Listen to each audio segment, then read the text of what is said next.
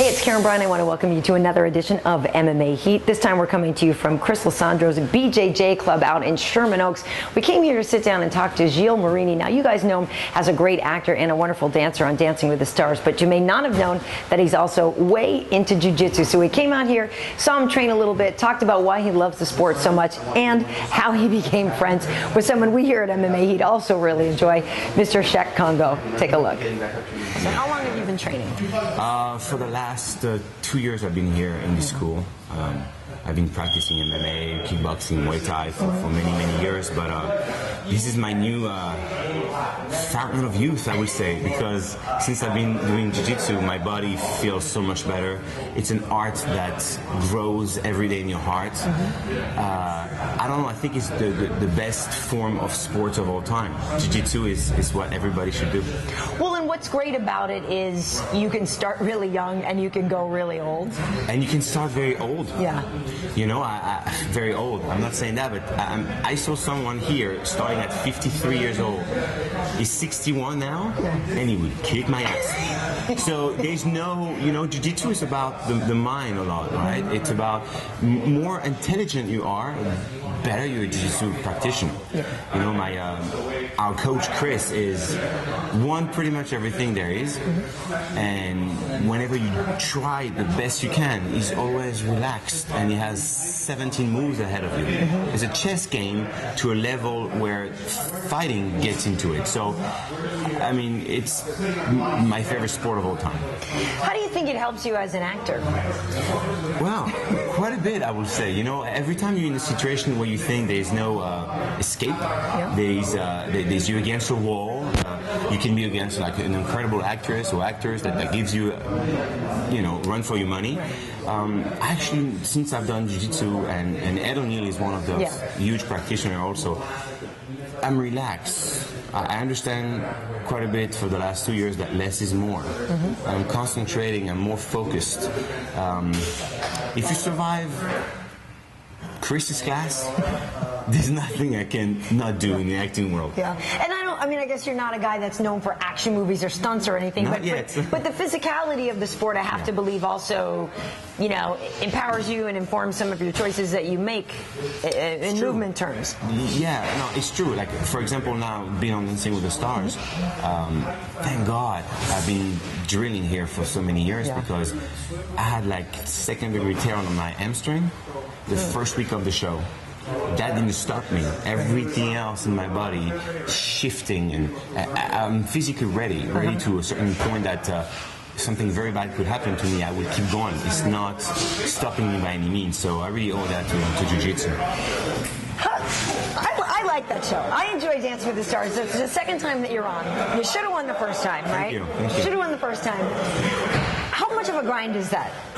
You know, because this is not my cup of tea. I'm not like a ballroom dancer. But you fit the. I mean, but look the part. I look the part. Yeah. It's called acting. It's very good. I will say.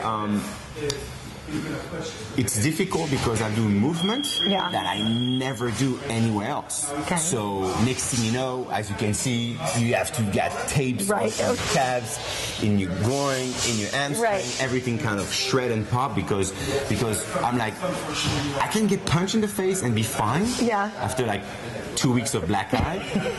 What about this? It's okay. But then when you yank things up, all those ligaments you don't use in general or muscles will go.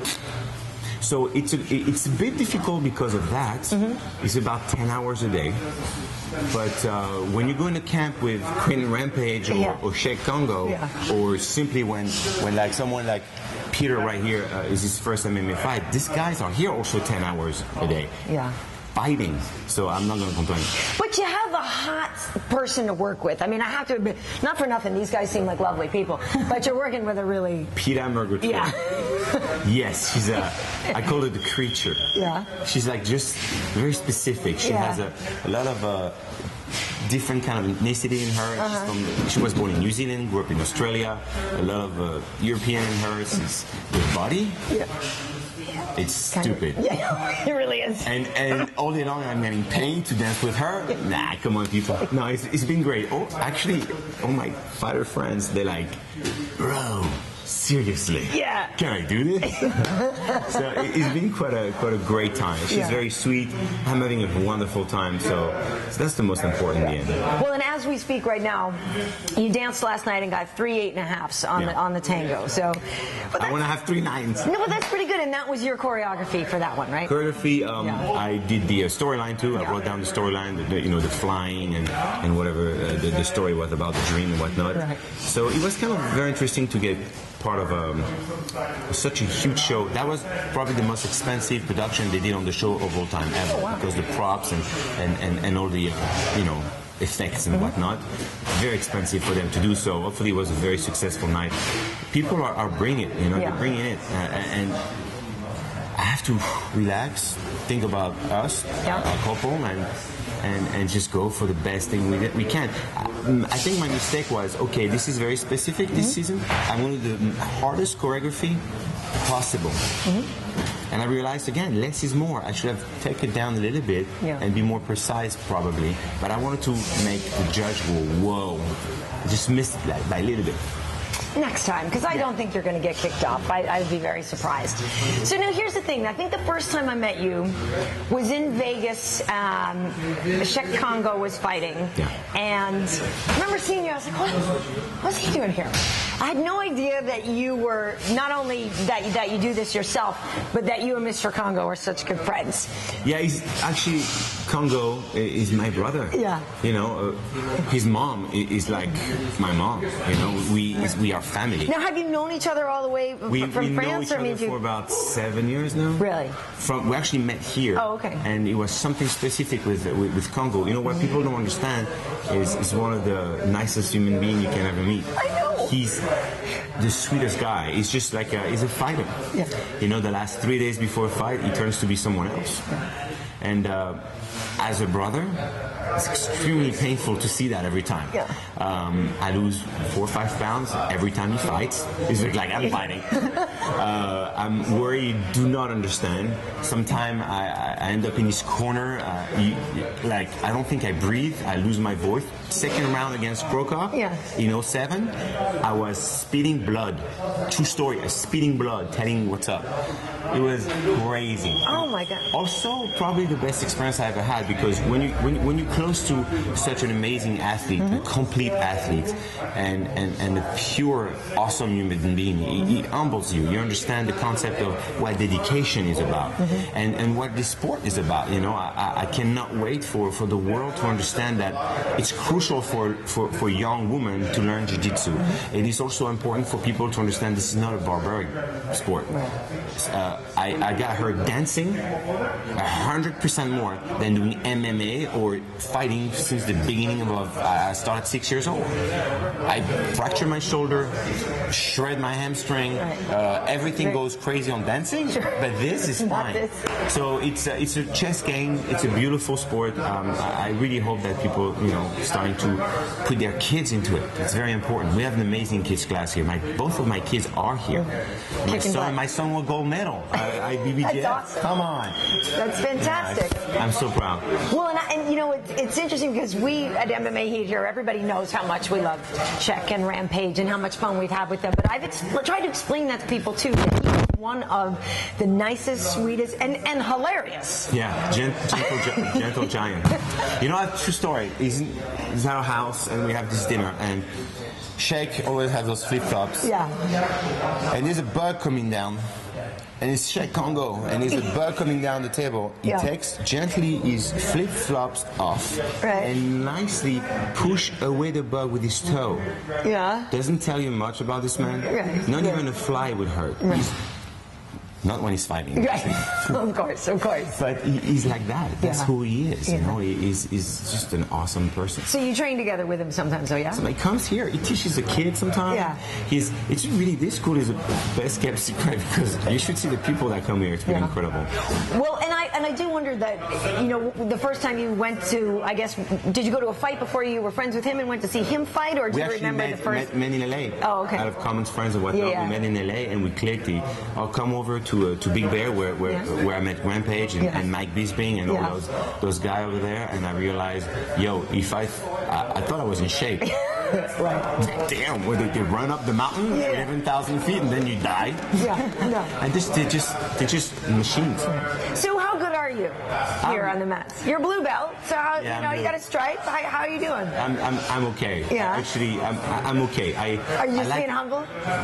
I'm always humble. Yeah, that's but good. I'm nowhere near most of those guys. Those guys are completely incredible. I'm learning, you know, jiu-jitsu, it's all about, when I'm 90, hopefully I will still practicing. You know, it's not really about what is your belt, it's what you do with it. And I never respected a sport the way I respect Brazilian Jiu Jitsu. It's my new life, and hopefully I can practice that for the rest of my life.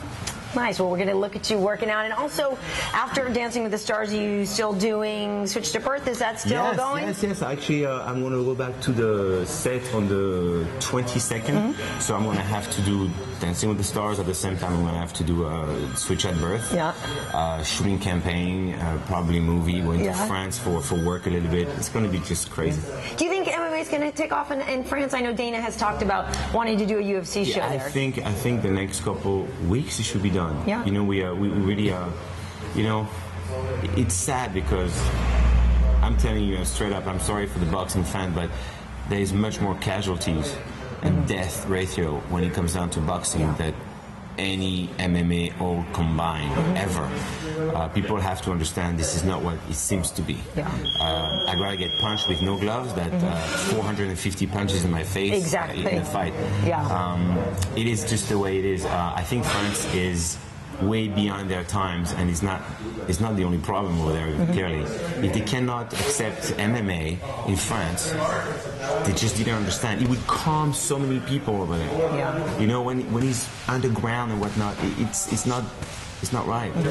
Well, you have the great Savate tradition. I mean, certainly. I started with Savate at 5.5 years. Yeah, I mean, there's people. Obviously, that's the thing. There's people laying the foundations for that. I got knocked out by a girl. I was 7. That was the first fight I ever had. Knocked out. Really? She kicked my thingy. Oh. It was 400 people. It was my neighborhood. She go, well, Peggy was her name. I can never forget her name. And she went, I went on my knee and I said, I want to die right now. No. Yeah, first time I got knocked out was by a girl. No. Yes. All right. Well, so if the show goes to France, though, you'll be there. You'll be sort of the MMA ambassador, I'm imagining. Cheick will be completely the MMA ambassador. I will be there absolutely to imagine Paris, Bercy, big stadium, 40,000 people. Do you understand the jiu-jitsu level there is incredible because it's not allowed to have MMA. You have pancreas, that's all. And so now people are starving to show what they have, and we have incredible fighters. And Cheick has about 5-6 fighters like Nayev that is incredible.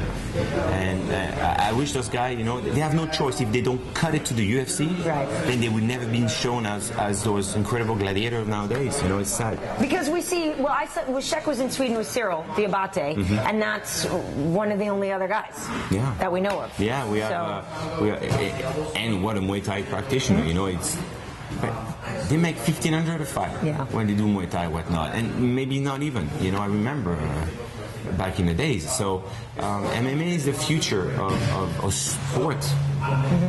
My God, I'm so glad my daughter is doing it. I can't wait for the guys to try to do something with her when she's 16.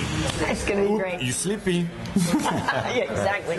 Very nice, very nice. Well, thanks for taking the time to talk to us, and good luck on Dancing with the Stars. I hope you get it this time, and it's just always a pleasure to see you. I can't wait to have that little mirror bowl trophy in a corner with Cheick Kongo. Every time you get out of here now, I would caress that little ball thing.